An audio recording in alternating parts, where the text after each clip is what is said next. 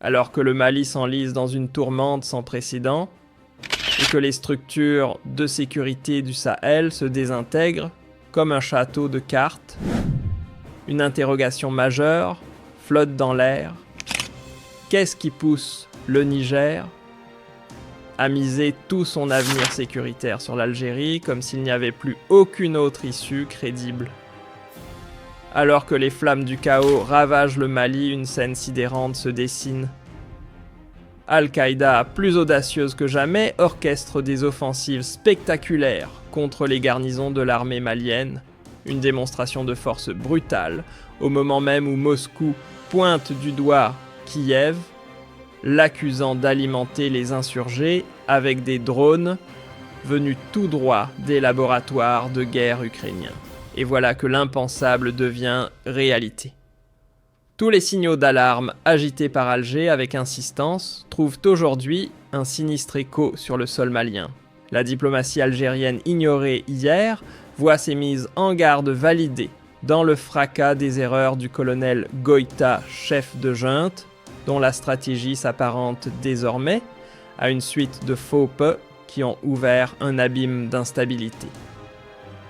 Pire encore, le groupe de soutien à l'islam et aux musulmans, connu sous le sigle GSIM, ne se contente plus de menacer, il agit. Dans les environs de Tombouctou, notamment à Soumpo, ces combattants déploient une logistique de guérilla redoutable. Des vidéos propagandistes relayées par la fondation Al-Zalaka dévoilent une armée de djihadistes en pleine action, chevauchant motos et 4x4, menant des attaques éclairs aussi méthodiques qu'effrayantes. Ce que l'on voit à l'écran, armes lourdes, saisis équipements ultramodernes tombés entre les mains des insurgés, n'est qu'un avant-goût d'une réalité bien plus inquiétante. En coulisses, ce sont désormais des drones de plus en plus sophistiqués, capables d'espionner ou de frapper, qui redéfinissent les règles du jeu au Sahel. Et pendant que les rebelles perfectionnent leur arsenal, Moscou accuse sans détour Kiev d'alimenter cette montée en puissance technologique, transformant la région en un nouvel échiquier pour une guerre froide version 2.0. Un scénario que l'Algérie avait prévu depuis longtemps, elle qui n'a cessé de tirer la sonnette d'alarme contre l'internationalisation rampante du conflit malien. Dans cet enfer géopolitique, une nation sort du lot, avec calme et fermeté, l'Algérie. Forte d'un budget militaire dépassant les 20 milliards de dollars et dotée d'une armée qui fait partie des plus redoutables d'Afrique, elle ne se contente plus d'intimider, elle inspire le respect et impose une présence incontournable. Mais ce qui fait la singularité de sa puissance, c'est sa stratégie pas d'ingérence armée directe, mais une médiation implacable, structurée, légitime. Le choix du Niger de se tourner vers Alger n'est pas anodin, c'est une reconnaissance claire de cette autorité tranquille.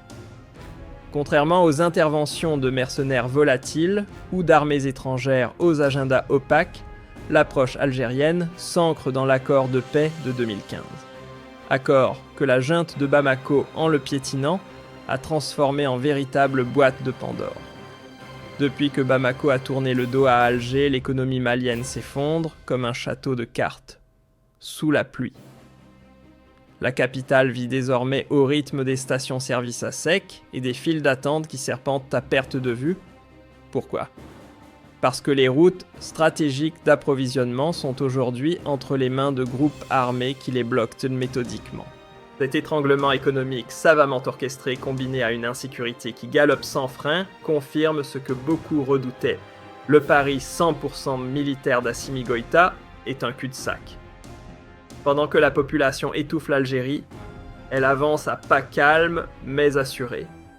Elle devient un pôle d'attraction pour les grandes figures de l'opposition malienne, comme l'imam Mahmoud Dicko, qu'elle accueille à bras ouverts. Et depuis Alger, ce même imam ne reste pas silencieux.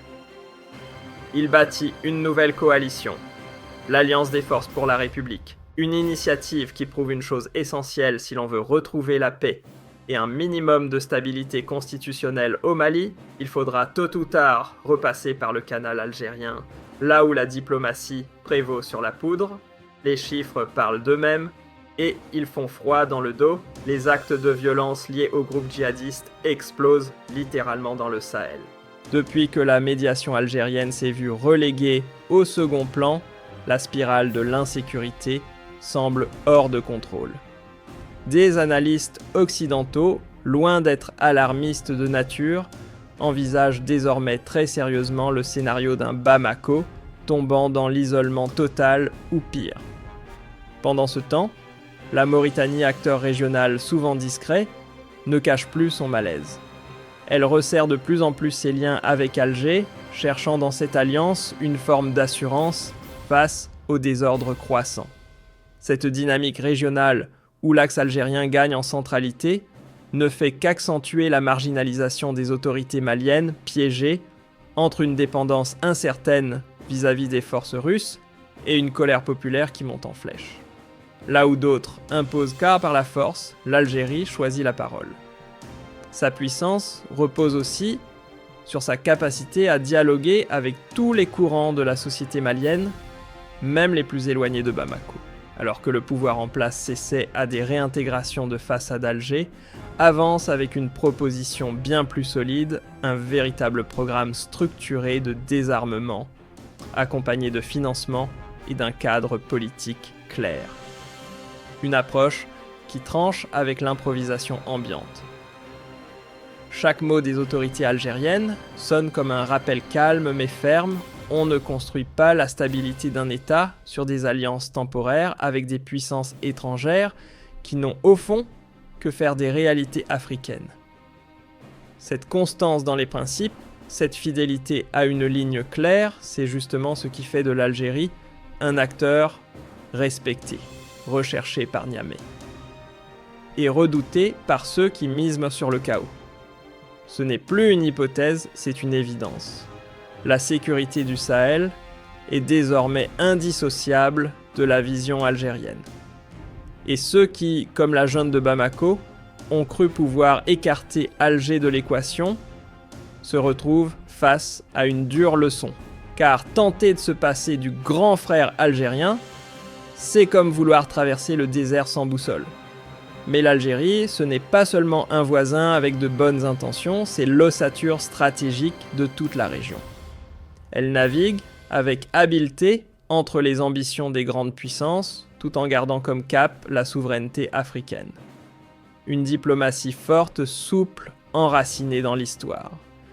Et c'est ce mélange unique qui fait d'elle un pivot incontournable pour l'avenir du continent.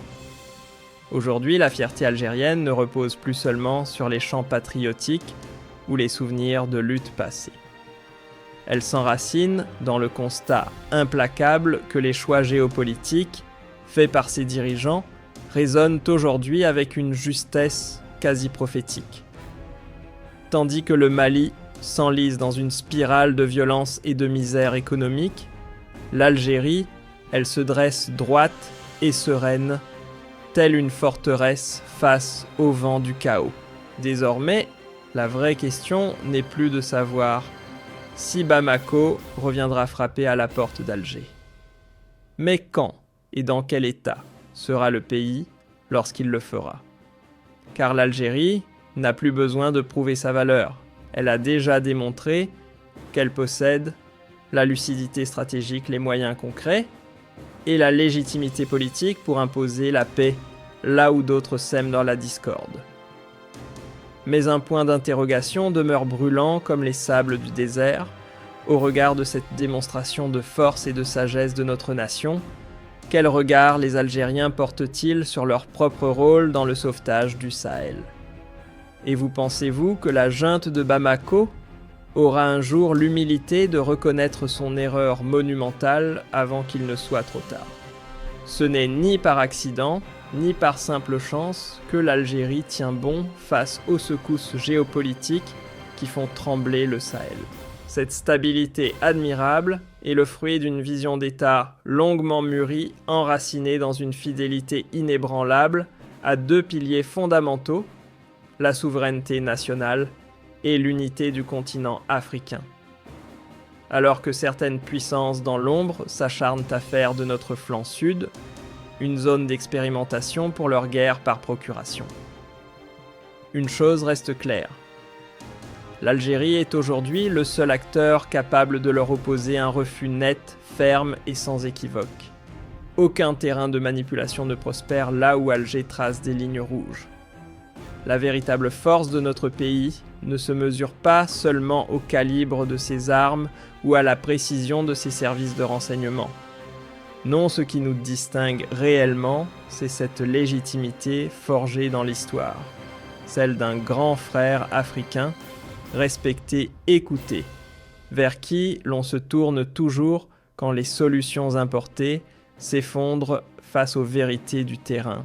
C'est là que réside notre pouvoir, dans le respect que nous inspirons. Quand les livres d'histoire tourneront la page de cette époque, trouble, un fait restera gravé pendant que certains s'agitaient devant les caméras et choisissaient le vacarme des fusils. L'Algérie, elle a offert sa main, avec lucidité, avec constance et surtout avec sincérité. Aujourd'hui, plus personne ne peut l'ignorer, aucune paix véritable, aucun progrès durable, et encore moins une sécurité stable, ne peuvent émerger dans cette région sans la participation active et surtout l'accord d'Alger. C'est une réalité géopolitique autant qu'une évidence stratégique. Car les enfants de la révolution algérienne savent une chose essentielle: défendre la patrie, ce n'est pas seulement protéger ses frontières physiques, c'est aussi rayonner au-delà, faire entendre une voix diplomatique forte et imposer une vision de paix que le monde finit toujours par respecter. Et à cette croisée des chemins, c'est un devoir sacré qui nous appelle. Plus que jamais, la fierté d'être algérien doit nous porter. Car notre pays, aujourd'hui, incarne le rempart, le gardien du sanctuaire africain. Alors levons-nous unis et fiers pour faire résonner ce message dans chaque recoin du continent. Et vous, que pensez-vous ? Face au retour éclatant de l'influence diplomatique algérienne sur l'échiquier africain, comment réagiront, selon vous, les grandes puissances de ce monde ? Resteront-elles spectatrices ou tenteront-elles une fois encore de freiner cette montée en puissance ? Et surtout, les autorités actuelles du Mali auront-elles un jour l'audace patriotique de reconnaître que leur salut ne viendra ni de Moscou ni d'Occident, mais bel et bien de l'Algérie, loin des manipulations d'intérêts étrangers qui les traitent comme de simples marionnettes. Vos réactions, vos prises de position, vos analyses, ce sont elles qui donnent corps à cette conscience politique vibrante qui fait la force de notre peuple. Alors ne vous censurez pas. Dites ce que vous pensez sans filtre. Sommes-nous, selon vous, à l'orée d'un nouveau chapitre historique où l'Algérie tiendra la plume et écrira à sa manière les règles de la stabilité africaine? Si vous croyez comme nous en une Algérie souveraine, puissante, continentale et garante de paix, alors affirmez-le avec fierté. Car ce n'est qu'ensemble, soudés par une même vision et portés par une même foi en notre nation, que nous ferons tomber les masques des conspirateurs, et que nous construirons, brique après brique, une ère de grandeur pour notre peuple et toute la région. Vive l'Algérie, libre, unie, éternelle.